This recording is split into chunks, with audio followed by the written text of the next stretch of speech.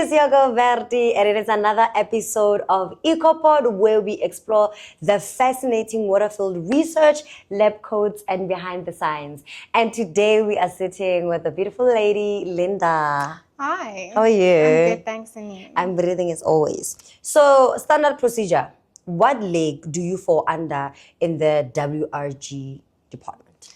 So at the moment, I am a PhD student under the Environmental Parasitology leg. It sounds so fascinating. Yeah. And then what do you do on your day-to-day basis? So on a day-to-day basis, I do a mix of fieldwork, lab work, and then on the side, I also do a little bit of community outreach. So we will start by, I'm looking at parasites in the evil eye pufferfish along the South African coast. And then we will actually go out to the field, collect fish from all kinds of different localities around the coastline. And some of them actually fall in marine protected areas, while others are more in polluted regions. Okay. So after that, we will bring the fish to the lab, we will dissect them and then examine for parasites, identify them and document them. This will then include worms, crustaceans, isopods, you name it, all kinds of little creatures that either live inside the fish or on the fish. And then not only that, we also look at pesticides and pollutants. So we actually analyze fish organs like liver and muscle, and we will then analyze that for heavy metals or pesticides, and then actually look at what that does to the parasite diversity.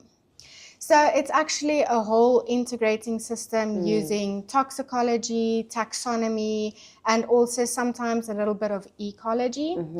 And then on the side, I do an outreach program where we go to preschoolers. So, you know, one day I'm in the lab pipetting samples, and the next I'm on the floor of a classroom teaching food webs to 5-year-olds. So basically, you're a hybrid girl. Yeah, it keeps things interesting and balanced. No, we love it.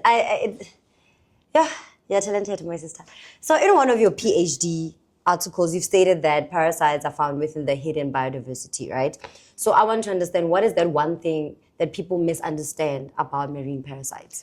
So one of the most fundamental things is actually people do not understand what a huge portion they make up of our biodiversity. And the majority of them are hidden. So we hardly know about most of them that are out there. Yeah. So I've seen firsthand with my previous work, I was looking at tapeworms actually in sharks. And even now with my PhD, I've seen firsthand now how extremely diverse and host specific these parasites can be. But people label them as disease agent or the bad guys. So it's something that they don't realize, and something mind-blowing is how an entire parasite community shifts just based on proximity to marine protected area or to more polluted area. And that's something that I think most people don't actually realize. That is actually fascinating, because I used to think that parasites are very harmful. They should be wiped from the face of South Africa and the world as a whole. No. But hearing what you're saying, I take it back. I take it back. Okay. So, you know, kids want to understand things in the most basic and simplest of ways. So explain to me how you would explain like a parasite life to a 5-year-old's child. So I'm actually part of an outreach program together with Nature I Am. And we actually go to the preschool, and then most of the time parasites can be quite terrifying to children. So we try steering clear of the terrifying bits. And I like to make it fun and interactive for them to understand. So I might start with a story about a tiny little traveler going on a very big journey, looking for its fish. So it might start small. We'll start going into the ocean, and then going into a snail, finally to a fish, and then at last it finds a shark. It's like a nice story. Yeah, so it keeps things interesting. One nice little game we have for them also is we have like puzzle blocks, and then they can actually put some of the parasites together with the host in which it belongs, or the fish. And we use models, pictures, some visual aids, sounds. So it keeps things interesting for them. It's not about making a scientist. It's more about planting the curiosity. And that is the best way that we can actually get our work out there from a young age so that people don't misunderstand some of the concepts that we are working on. I love what you just said, planting a curiosity. That is so demure. So I want to understand, with your study of being a parasitologist and a PhD student, how do you work hand in hand with the public?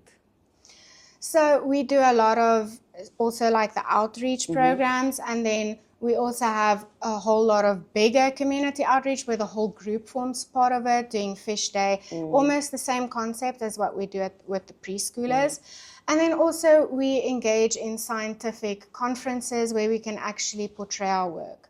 So with that, it's very interesting, it's very important for me to get that out there, that parasites are mislabeled. Yeah. So what we've seen is that sometimes the diversity of them will be so great in places like marine protected areas.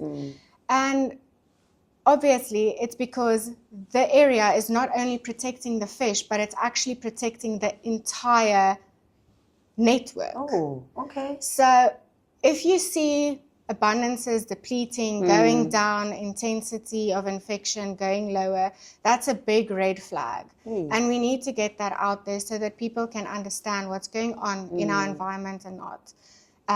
Because people obviously classify them as villains and the bad guys, they always give the aesthetic to more commercially valuable specimens and protecting fish.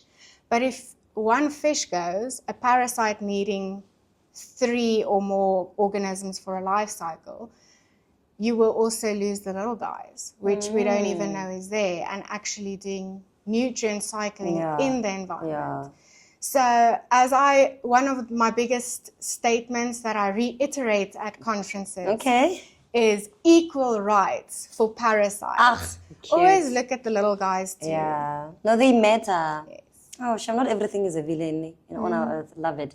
So, fun, cute question. If parasites could talk, what would they say to us humans in regards to the ocean and their function? I think they'll probably say, stop messing up the neighborhood, man. Period. Because they are one of the most integral parts of our ecosystem. They are so crucial key elements that we need there. Yeah. So like I've said before, if they go missing, it's a red flag. It's chai. Yes. Yeah.